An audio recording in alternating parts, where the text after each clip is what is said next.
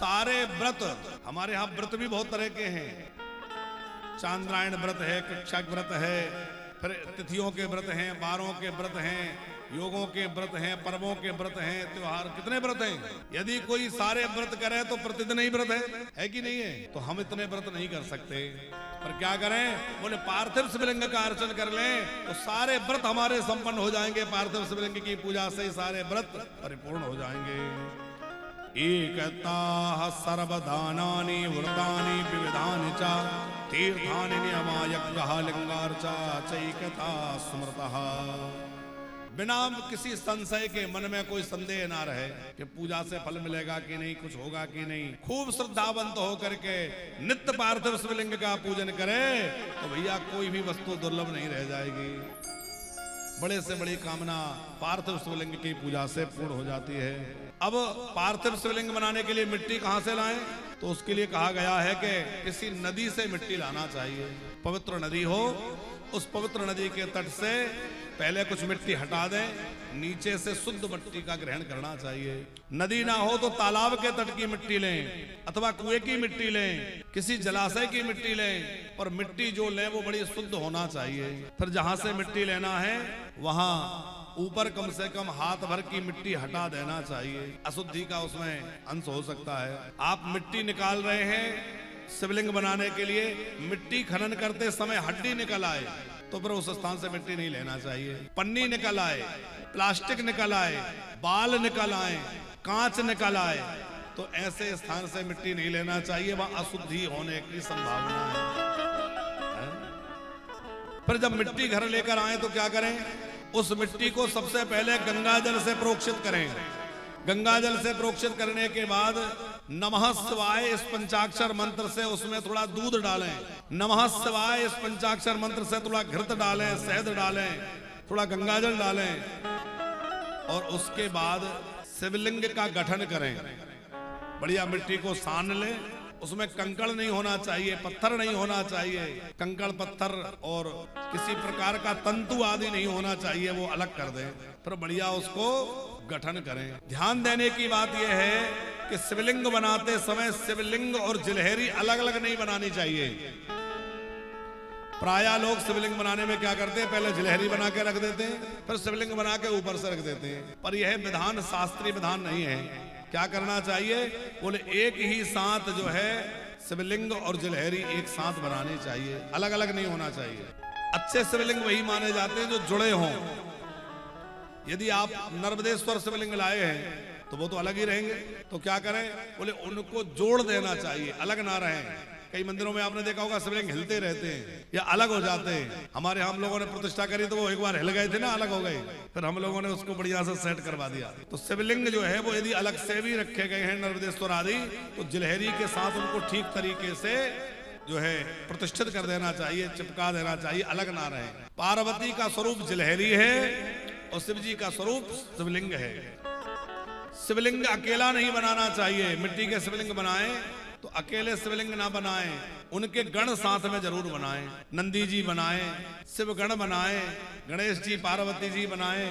आप कहें महाराज जी पार्वती जी गणेश जी बनाने में तो बहुत देर लगेगी, गणेश जी की सूंड बनाओ, पार्वती जी के हाथ बनाओ, तो कठिन काम है। तो उसकी विधि ये है कि आप बिना ज्यादा हाथ पैर वाले सीधे सीधे बना लो, थोड़ा थोड़ा उनमें बस कल्पना कर दो। इतना भी ना हो सके तो छोटी छोटी मिट्टी की गोलियां बनाओ और छोटी छोटी मिट्टी की गोलियां बना के उसी शिवलिंग पर चिपका दो। 11 गोलियां बना के छोटी छोटी और शिवलिंग पर चिपका दो, तो वो शिव जी का पूरा परिवार हो गया।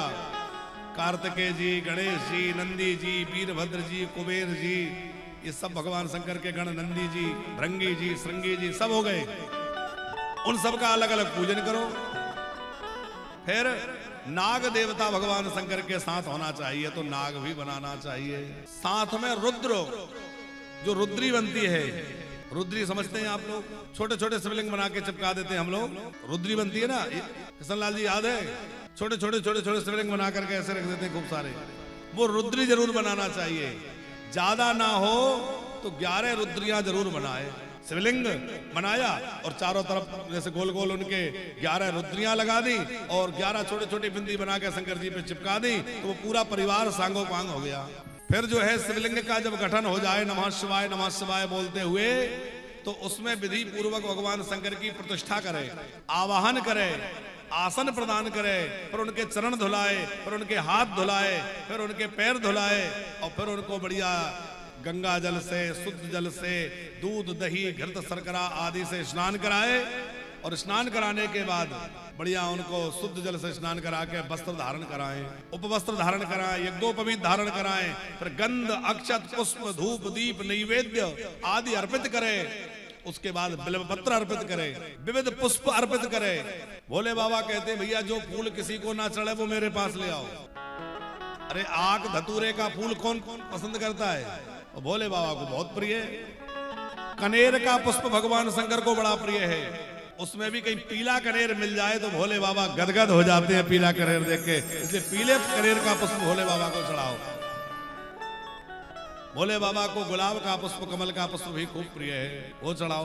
प्राय एक सामान्य बात आपको पुष्पों के विषय में बता दें कि भगवान विष्णु को बिना सुगंध वाले पुष्प नहीं चढ़ाना चाहिए। जिन पुष्पों में सुगंध नहीं आती है वो विष्णु भगवान को नहीं चढ़ते, लेकिन भोले बाबा जो है उनको सब पुष्प चढ़ते। केतकी का पुष्प नहीं चढ़ाना है, बाकी सब चढ़ जाते हैं। केतकी क्या होता है? बहुत लोग केतकी जानते होंगे, कुछ लोग नहीं भी जानते। कितने लोग जानते हैं क्या होता है? केला होता है ना, केला, केले का ही दूसरा रूप है केली। केली गांव में बोलते हैं, उसमें लाल पीला फूल निकलता है, उसमें छिटके छिटके होते हैं, उसको केतकी बोलते हैं। केवड़ा अलग होता है, केतकी अलग होता है, केवड़ा अलग है। तो केतकी का पुष्प भगवान शंकर को नहीं चढ़ता। भोले बाबा को समी पत्र बहुत प्रिय है, समी चढ़ाने से भोले बाबा खूब प्रसन्न होते हैं। गणेश जी को भी समी बहुत प्रिय है। गणेश जी को तो समी इतनी प्रिय है कि यदि समी ना मिले तो गणेश जी के सामने समी का नाम भी ले दो तो भी वो गणेश जी बड़े प्रसन्न हो जाते हैं। समी समी समी 3 बार कह दो। भोले बाबा को बिल्वपत्र इतना प्रिय है कि यदि आपको साबुत बिल्वपत्र ना मिले तो आप खंडित बिल्वपत्र भी चढ़ा सकते हैं। 3 पत्र का उपलब्ध ना हो तो 2 पत्ते अथवा 1 पत्ते का भी चढ़ सकता है। भोले बाबा को बड़ा प्रिय है। फिर बासा बिल्वपत्र भी चढ़ाया जा सकता है। 14 दिनों तक बिल्वपत्र बासा नहीं होता। आपने लाके एक बार घर में रख लिया, उसी में से निकाल के 5-10 पत्ते 11 पत्ते जितने भी है आप प्रतिदिन चढ़ाते रहिए, तो बासे का दोष बिल्वपत्र में नहीं लगता। पुष्प बासा नहीं चढ़ाया जा सकता। आपके घर में आपने पुष्प ला के रख लिया तो अगले दिन नहीं चढ़ सकता।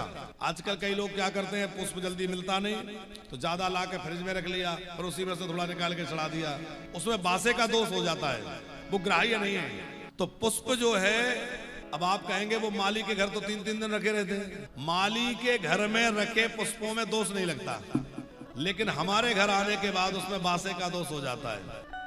चुरा के पुष्प नहीं चढ़ाना चाहिए, वो किसी देवता को पसंद नहीं है। हाँ, सवेरे मॉर्निंग वॉक पे निकले और थैली बगल में रख ली, और जिसके बगीचे में बढ़िया फूल रखे, अब सवेरे का टाइम, लोग सो रहे हैं, तमाम ले आए। ये चोरी का फूल भगवान को प्रिय नहीं है, चोरी से नहीं चढ़ाना।